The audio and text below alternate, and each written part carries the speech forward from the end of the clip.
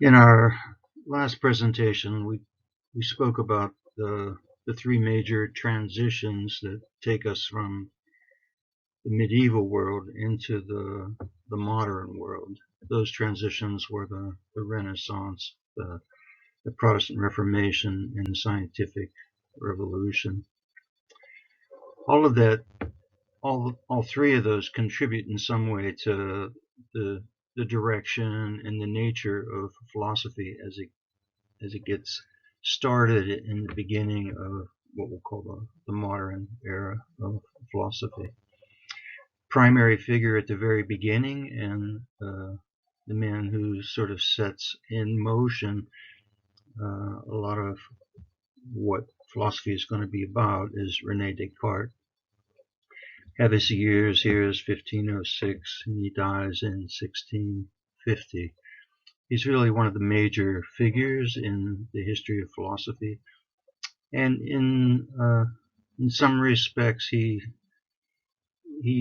set the groundwork for some questions, philosophical questions that philosophers even today are still trying to find solutions to. So let's take a look at what he had to say about things. Few philosophers are thought worthy enough to be considered somebody who changed the direction that philosophy takes historically, but Descartes certainly seems to fit that description.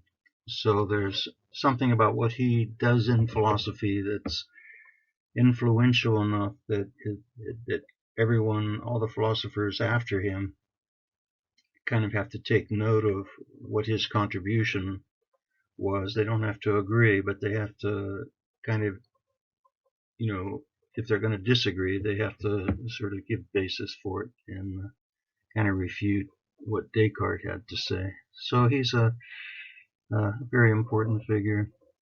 And because of his role at the beginning of early modern philosophy, he's called the father of modern philosophy. He's still a bit of a Renaissance man. We're not so far removed from the Renaissance when it was thought that thinkers, significant thinkers, could master different disciplines, a lot of them. So Descartes was certainly kind of a Renaissance man. He was had a significant role in philosophy. He was very much involved in mathematics, science, and analytic geometry was invented by him. I don't know if most of us have done some work in analytic geometry at some point in our education. That's when you work with, you graph algebraic functions and you on X and Y axis, and you get what are called Cartesian coordinates, which are named after the man who invented analytic geometry, Descartes. So he's a significant figure in mathematics. He also did scientific research, was one of the first ones to argue or understand or point to the idea that of the circulation of the blood throughout the human organism, and other scientific work as well. He was well educated, naturally, and very gifted student. He writes about being disappointed ultimately with traditional philosophy, and you could say because he's influenced by what's taken place in science, like with the scientific revolution and all. But he didn't feel that traditional philosophy measured up to the new standards that were being set for knowledge. And he claimed that he was disappointed because in his studies of philosophy he would come to believe a certain point of view, only later have to take it back and sort of see that it wasn't the best point of view and so forth. So he wanted to try to fix this problem in philosophy, this kind of uncertainty about things. So he set for himself the aim of trying to establish a new beginning for philosophy, and for him to do so along the lines of mathematical and scientific reasoning. So he wouldn't accept the authority of the traditional figures in philosophy, and he turned instead to a kind of radical form of skepticism in order to realize this new beginning he was trying to establish. Yes, I think there's something uniquely modern about this rejection of kind of outright rejection of all the traditions in philosophy. That because Descartes wasn't satisfied with the certainty of the things that people had said, he's going to try and sort of throw it all away and start over again. But let's see what he has in mind. I heard one commentator who was talking about some materials in the late medieval period that had been lost but then were rediscovered. I think it's well known in terms of Aristotle, that Aristotle's writings were disappeared and people had a lot of information about Plato but not much about Aristotle, and it was really thanks to Arab philosophers that a lot of philosophical works that were lost to the West were preserved, in other parts of the world. Besides Aristotle, there was also some well-developed positions, skeptical positions in the ancient world. And some of those works also were retrieved or became available to Western philosophy late in the medieval period. So there's something, this commentator was arguing that there's something of that in Descartes' skeptical turn here. And the skeptics were reluctant to accept traditional authorities for sure, and they really had their doubts about what it was possible for us to know. So you can see this in the beginning of Descartes' program. You could say that in the first stage of his philosophy, he's really practicing a kind of methodical skepticism. And he's searching for a new beginning for philosophy. He seems convinced that this new beginning requires starting with something that you can know with absolute certainty.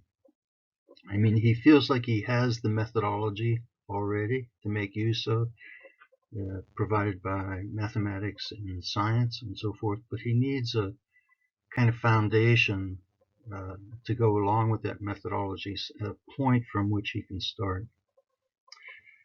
So he's searching for something that he can know with absolute certainty within his own knowledge. So he does a kind of inventory of everything he knows to see if anything measures up to that standard. And as he's going along, he systematically doubts everything that he knows. And he does, in this inventory, he adopts this principle that if there's some basis for doubting something, you have to treat it as though it's false. So it's a very rigorous standard. You say, well, I know something, right? But if there's some possibility that what you know is false, you have to reject it as anything that you know with certainty. So looking for something that he can know with absolute certainty. Yeah, there's a little note up here on my third line that all of this is kind of an epistemological detour. I mean, Descartes, when he presents what he's doing here, doesn't say that, but in retrospect, when we see the whole of his philosophy, it looks like all this skepticism at the very beginning is just really to try and set up what he wants to say later. In this questioning of everything that he knows, he literally is like sitting in his third floor attic space, doing his reflections on things and making a list of everything he thinks he might know, and then sort of seeing if there's any basis for doubt of it. He comes up with two conjectures that help him raise the questions.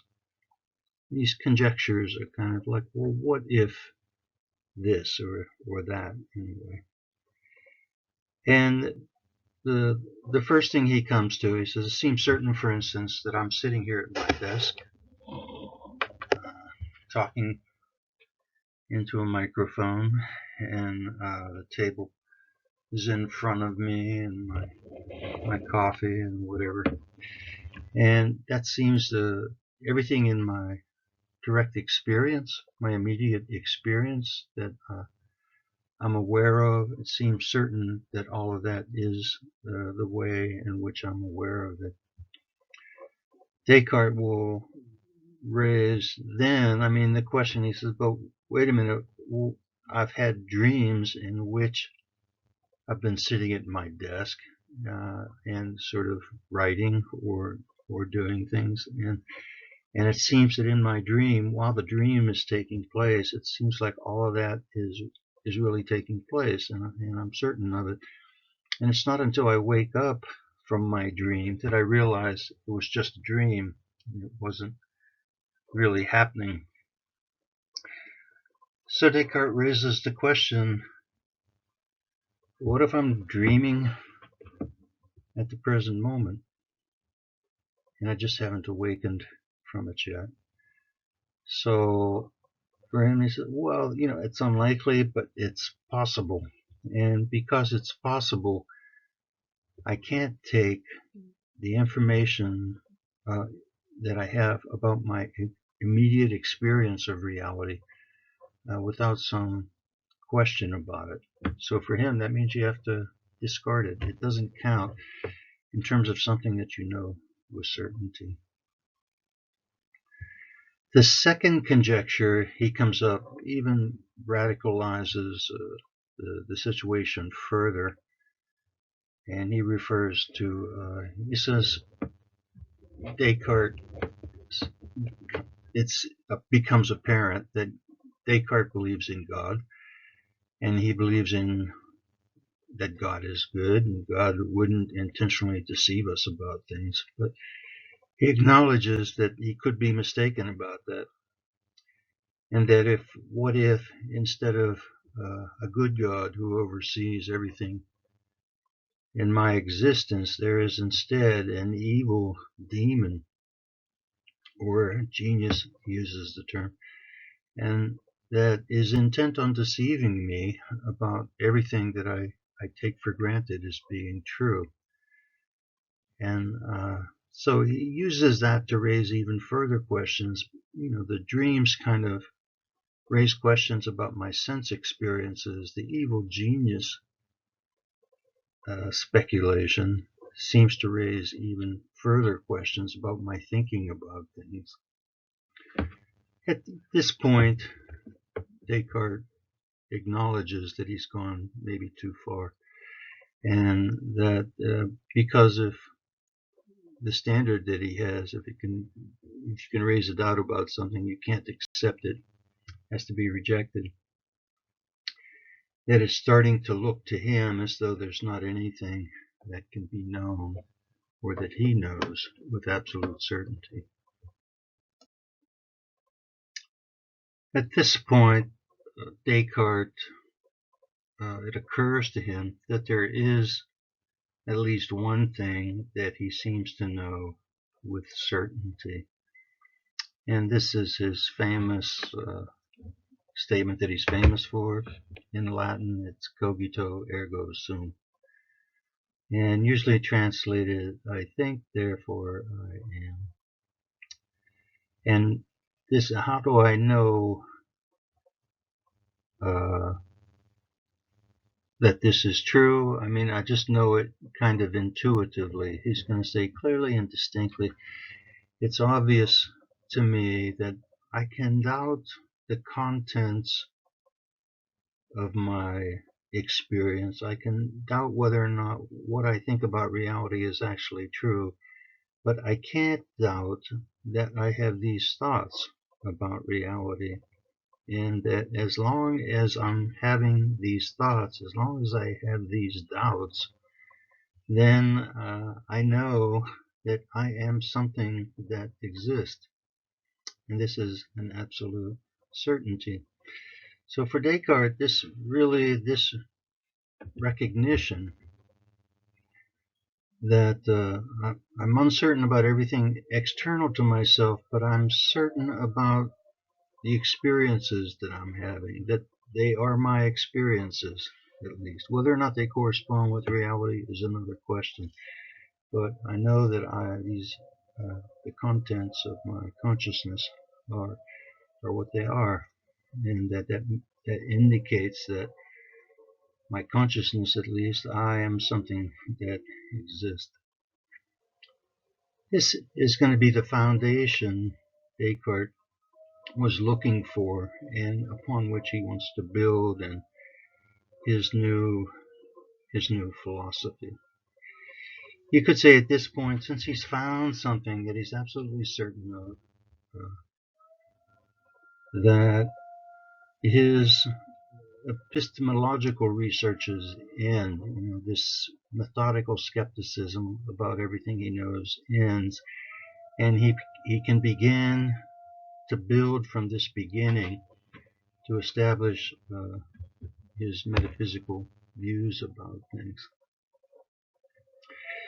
He references a famous statement from Archimedes about Archimedes identified some of the simple machines that we make use of as human beings to make things easier for ourselves. Now, one of these machines was the lever and the fulcrum.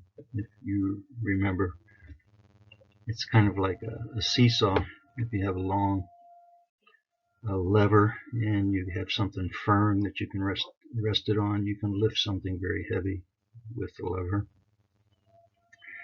Archimedes had famously said that if he had a lever which was long enough and a fulcrum that was firm enough, he could lift the earth.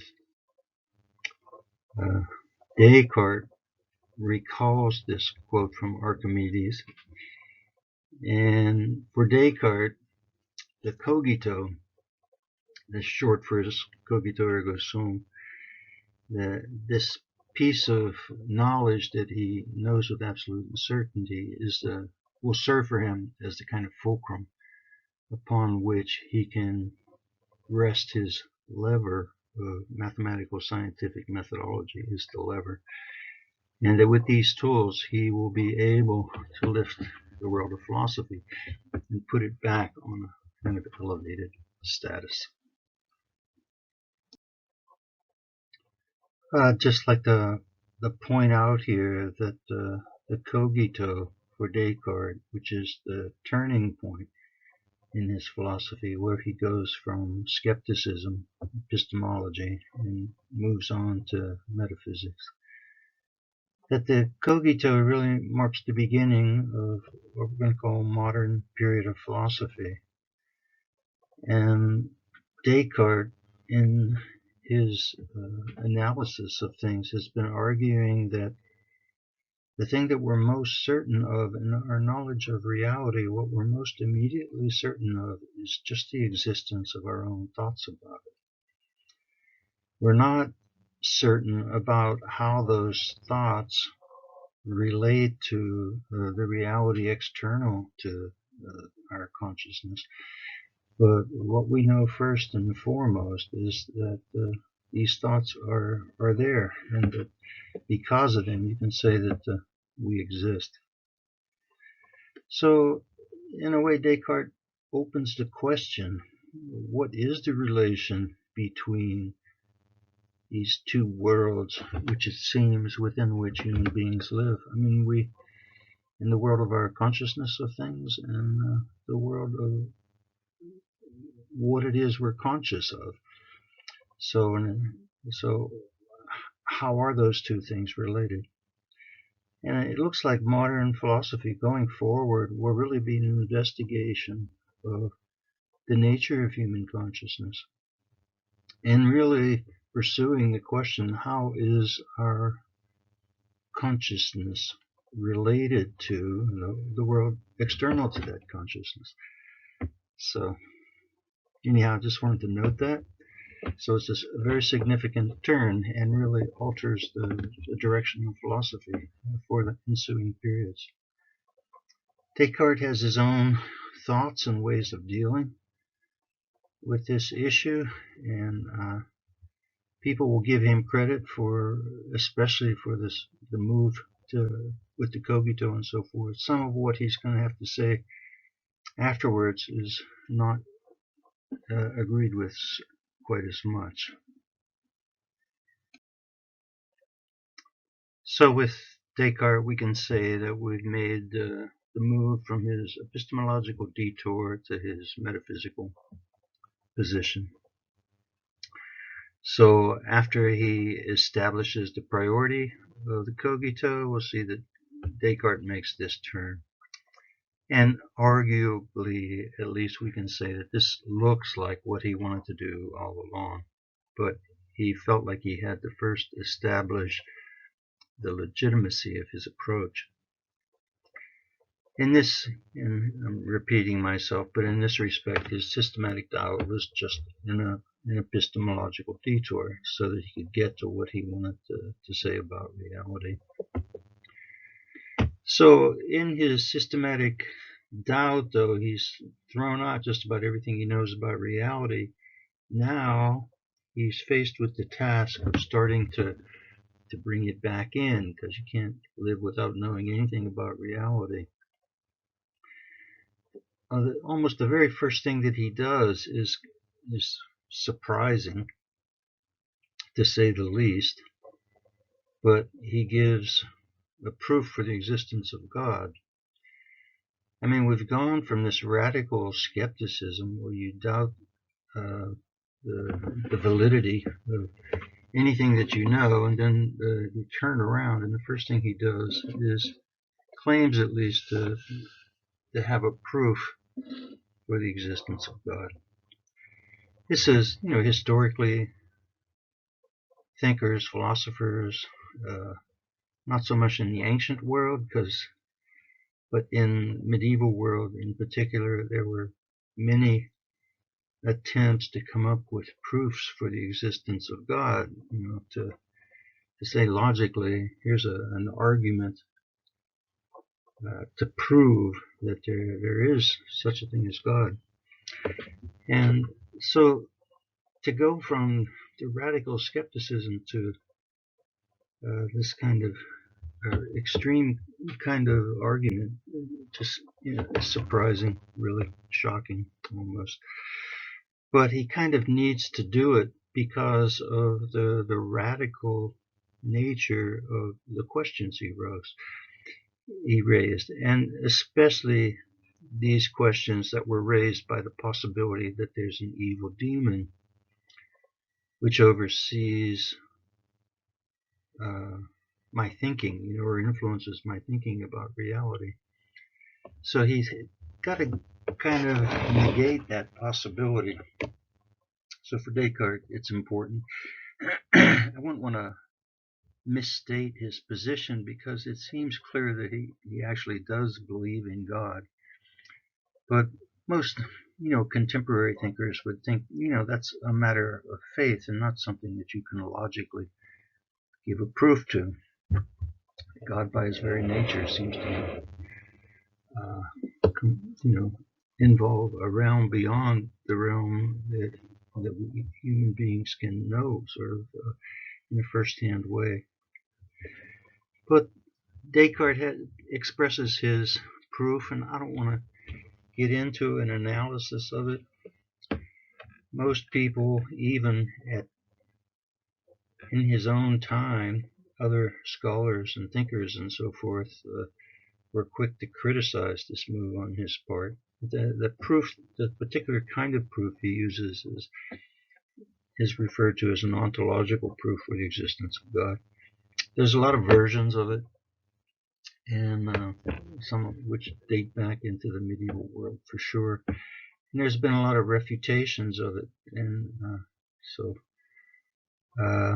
Descartes, I was just reading an interesting article in Stanford Encyclopedia of Philosophy, which is a good resource, by the way, and kind of defending Descartes' argument on this point, and said, that most people didn't understand it the way that Descartes presented it. But nonetheless, I mean, it's basically the argument is that you have this idea of a God your idea of God contains the idea that he's perfect in every respect. So that he's perfect in every respect, he kind of has to exist. If he didn't exist, then he wouldn't be perfect in that respect. So it's almost an argument where you define God a certain way, in such a way that he necessarily exists. So it's not a very satisfactory argument. Nonetheless, Descartes kind of needed it, I mean, to prove that God exists, and also to prove further that God is good, and that because God is good, he wouldn't deceive us about things that seem obviously true to us. So that's an important point for Descartes. So after his proof for the existence of God, which it seems he just kind of puts on the shelf afterwards, he gives us his metaphysical theory about what exists. And we've called this theory common sense dualism. We've looked at dualism before, and you could say that Plato was a dualist who believed in the sensible world and an intelligible world. And you could say that what Descartes presents us with is really not that different from what Plato gave us. You'd say it's a common sense form of dualism because it looks like it corresponds with what seems to be the case for us. If I look at myself, it seems that I have physical existence. I have my body. My body relates to other bodies around me and so forth. But I also have my inner world, the world of my consciousness and so forth. So it seemed to be some sort of combination of two different kinds of things. So you could say this is what Descartes is presenting us with, an argument for this type of theory. Say it's a metaphysical theory because he's making claims about the ultimate nature of reality. After the existence of God, what we can know in terms of human experiences is that there's two kinds of things that exist. And he uses the word substances, which even though he's rejected much of the history of philosophy, the word substance is something that comes right out of Aristotle. And the definition he uses for substance comes right out of Aristotle. Something which exists, has its own nature, and exists independently of any other substance. So for Descartes, there's two kinds of substances, two kinds of things that exist. The first of which are thinking things, like minds. You say that's the world of thought.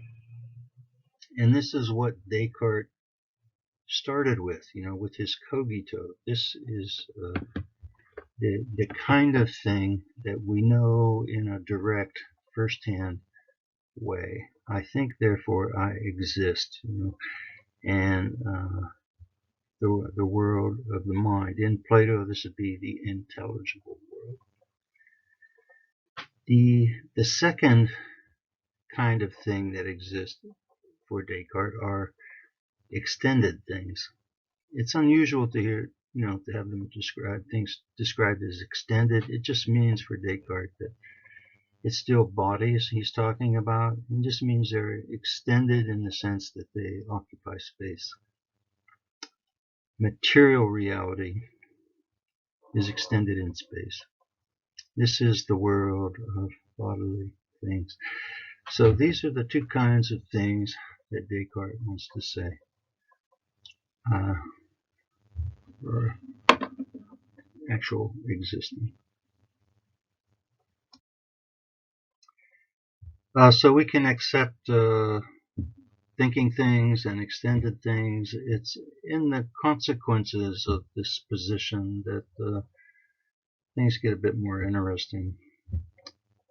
So if you're talking about bodily things or extended things, physical things, it seems pretty clear, and Descartes would agree as well, that extended things are governed by physical laws of nature.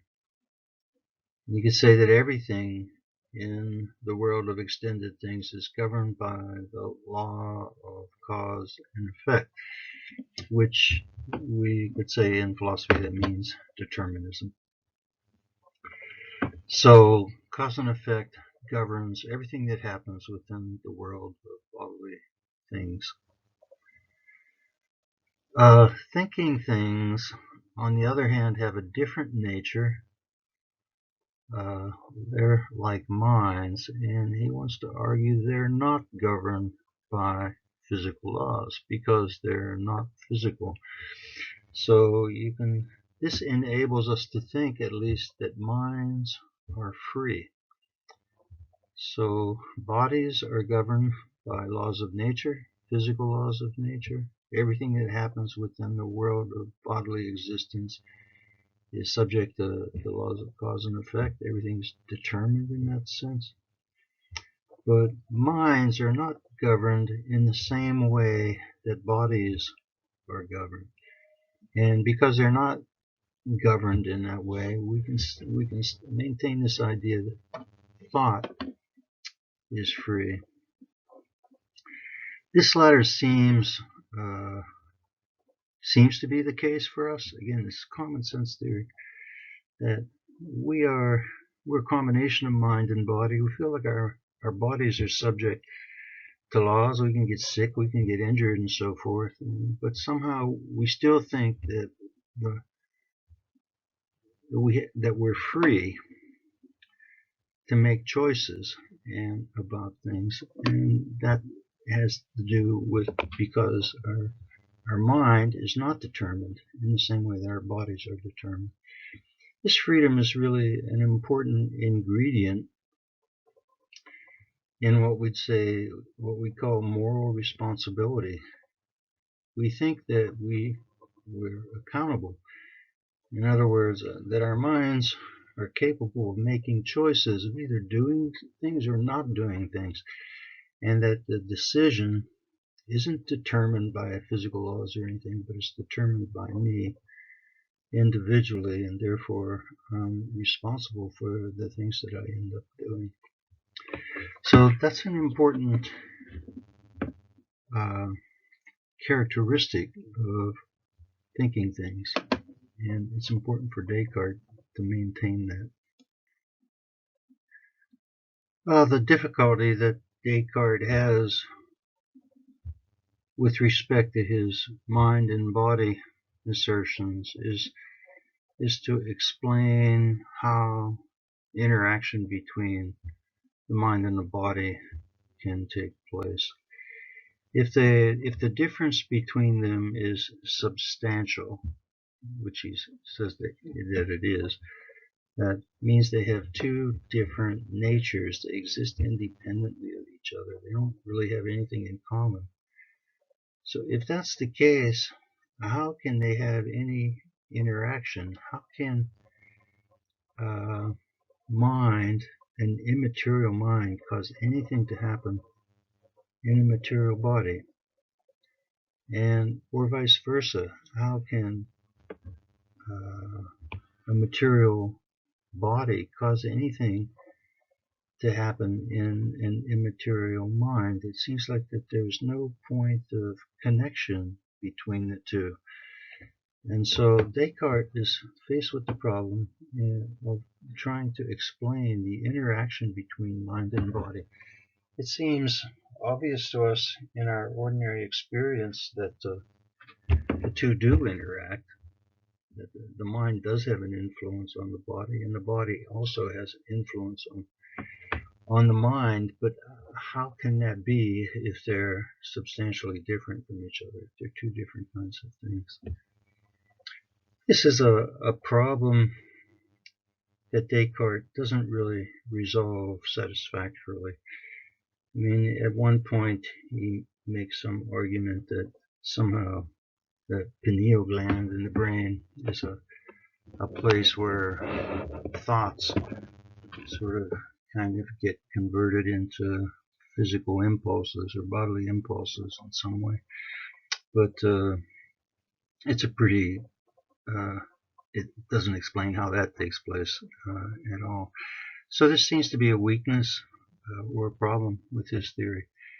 That it seems like it corresponds with what our experience is, but if you try to explain how things work on the assumptions that Descartes made, it becomes pretty difficult. These last two slides I have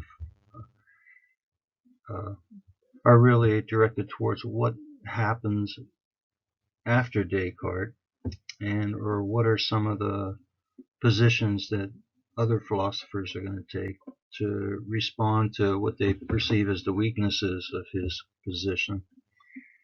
And there's a lot of philosophy has taken place in the early modern period, and time constraints keep us from going too much into detail on it. So these last two slides give us a kind of, I don't know, I'd call them, they're kind of organizational themes that just give us a kind of schema of some of the things that are taking place. On this slide, I've identified 4 metaphysical alternatives that are presented by different thinkers as a way of trying to explain what really is this within the world of human experience. What really is the basis of it, and in particular, what's the relationship between mind and body? This question that you could say that Descartes opened up. The first one we've already looked at. We say Descartes gives us this common sense dualism point of view. He argues that there is something like a mind and something like bodies, and they both exist. And he believes that they interact with one another, but he has a problem in explaining how the interaction can take place. So then, maybe then there's something wrong with saying we have his description of what we are in terms of minds and bodies to this sort of dualistic theory. So the other thinkers come up with other ways of approaching this, other ways of trying to explain what we end up experiencing.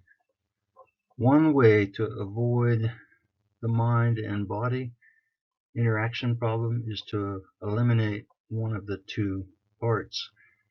So we'd say Thomas Hobbes gives us, proposes a theory that's just materialistic. So for Hobbes, the only things that exist are bodies, and there's no such thing as an immaterial mind in his view. There's, if you say a mind, an immaterial mind is something like a spiritual reality or something. I mean, Hobbes is going to deny the existence of that. And for him, this theory seems like it corresponds with a lot of contemporary scientific perspectives, that everything in the world has a material basis. And that includes the thoughts in our minds and so forth, that there's a kind of materiality in our thought, just like there's a kind of materiality in the external world and in our bodies. Maybe the materiality in our thought is a finer materiality, electrochemical impulses, brain waves, and so forth. But nonetheless, ultimately, the belief is that some sort of materialistic explanation could be provided that would explain what takes place within our heads.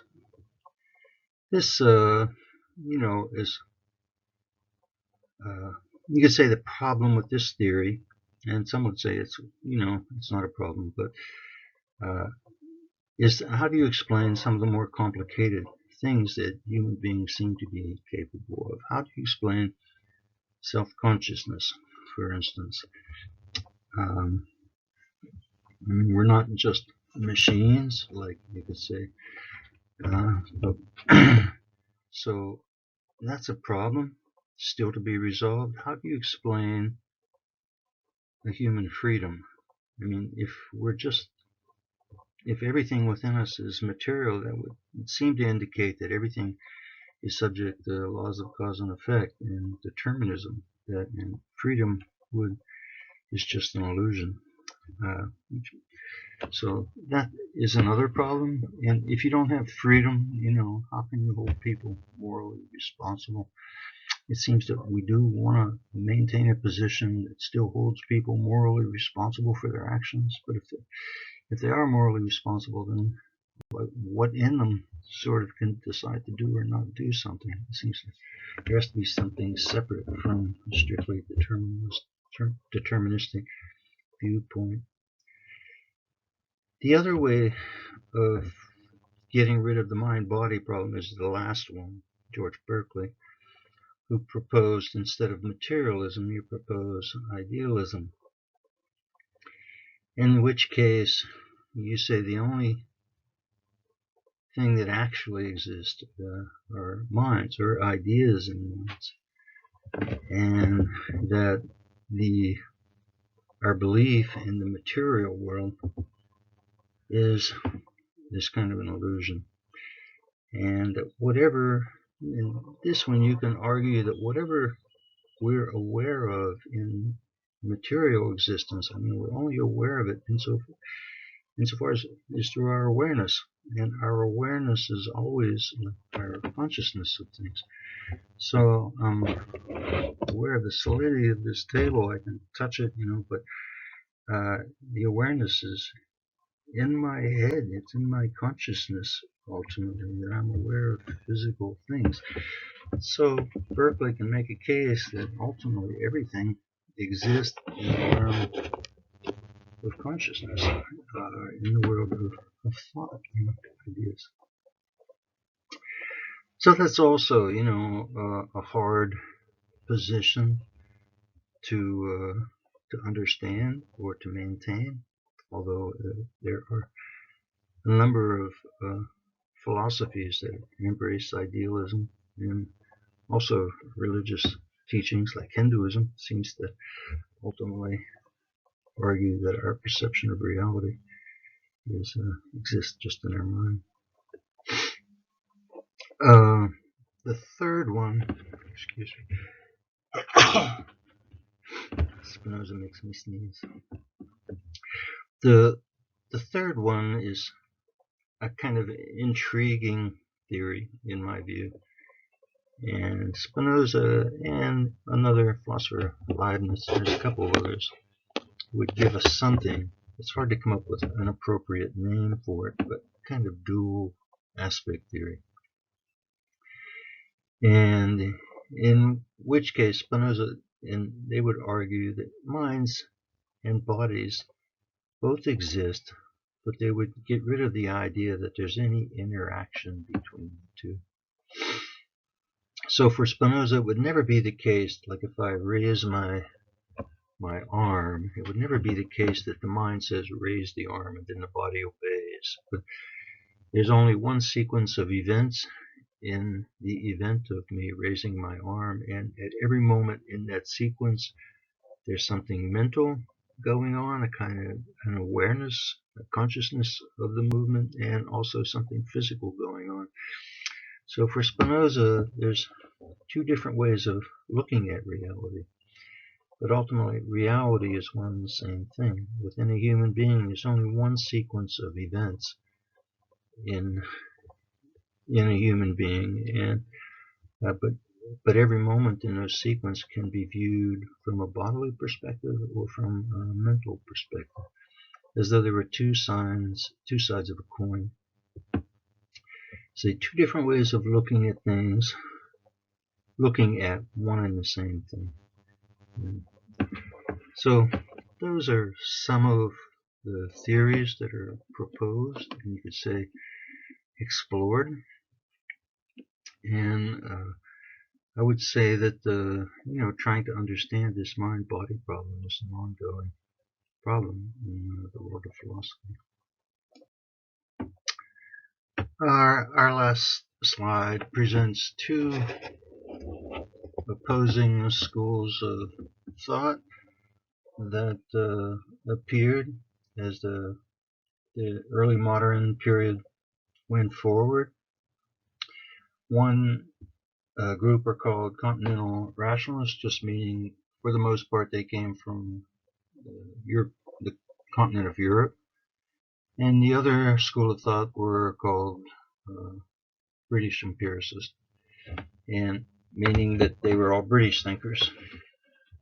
So clearly, the continental rationalists give us a kind of a rationalistic explanation. So we say they're rationalists, and the British empiricists are empiricists. We've already seen that distinction previously. What do you give precedence to in terms of how you understand reality? So some of these names we've already looked at before, and I'm going to say the first group, Descartes included, along with Spinoza and Leibniz. They may have differing versions of their positions and so forth, but they're in agreement about some of the basic principles that they make use of. We said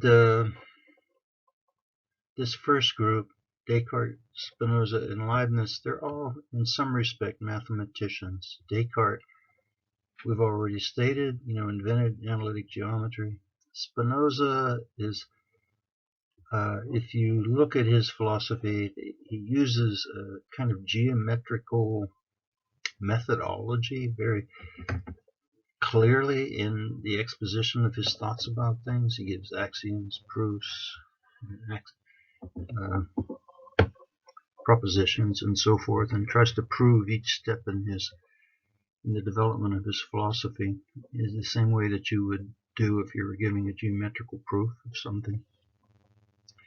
So him and Spinoza, and the third one's Leibniz, another significant modern philosopher. Leibniz was famous for inventing calculus. Apparently Leibniz and Sir Isaac Newton, both invented calculus independently of each other, almost simultaneously, almost at the same time. And then they spent a lot of time afterwards arguing who was first. But another mathematician, and you could say this influences the way they think about reality. All three of them would argue that we have certain innate capacities that we're born with, and these would be referred to as innate ideas. So you didn't have to, like mathematical principles and so forth, or principles that you make use of in doing math and geometry and calculus and so forth, and that you don't have to learn these from experience, that there's certain the ability to do these is inborn in us. And they believe that these ideas that we're in possession of, that we're born with, that they enable us to know things beyond what we can actually experience of reality. So innate ideas expand the possibility of our knowledge to extend even beyond the world in which we can actually experience things. That means that they could make claims about God, nature of God, the human soul, or the basis of human freedom, and so forth. In general, these philosophers you could say, were doing metaphysics. They're making statements about the ultimate nature of reality. And they feel that we're equipped to do that because we have these gifts that we're born with that enable us to do so.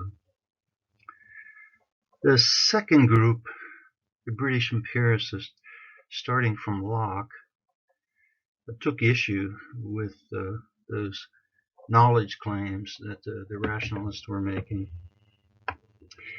And Locke in particular laid the groundwork for this movement, and he's followed by Berkeley and then eventually by David Hume. But Locke believed that all knowledge, all the empiricists did really, believe that all knowledge really is derived from experience.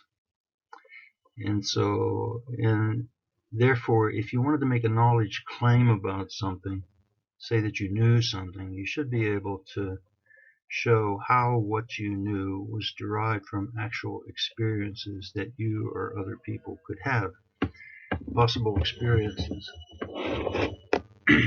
So for the empiricist, there's no such thing as innate idea, that we're not born knowing anything really. Locke famously argued that we're born tabula rasa, like blank slates, and that everything that we know in the mind comes from the accumulation of experience we have as we get older, as we continue to have experiences and so forth. So we don't have any innate ideas that all of the knowledge that we have is derived from experiences that we've had, or the experiences that other people have had. So basically, in order to support this claim, they do analysis of how it is that what is the basis of knowledge for us, or the theories of perception, you could say, that show how we acquire knowledge of the world that we live in through experiences. So basically, the empiricists are just doing epistemology. They're examining how we know things, and they want to set limits to what it's possible for us to know as human beings. The empiricists, it starts out with Locke, who gives a kind of common sense interpretation of the theory, and each subsequent thinker becomes a little more radical in the conclusions that he draws, until David Hume in the end is pretty much a radical skeptic. So you'd say empiricism tended more and more towards skepticism, and saying that really, as human beings, our knowledge of reality is very limited. You could say, and this is going to be a problem going forth, we're going to use this distinction between the rationalist and the empiricist as a way of introducing the next major philosopher that we want to look at, and that will be Immanuel Kant. So he's going to see that there's a problem with the conflict between these two. One of them ends up giving us, the rationalists give us dogmatic positions that you can't really verify in experience, and the other, the empiricist, gives us skepticism, which seems to stifle the search for true knowledge, because the arguments are that it's not possible for us. So, okay.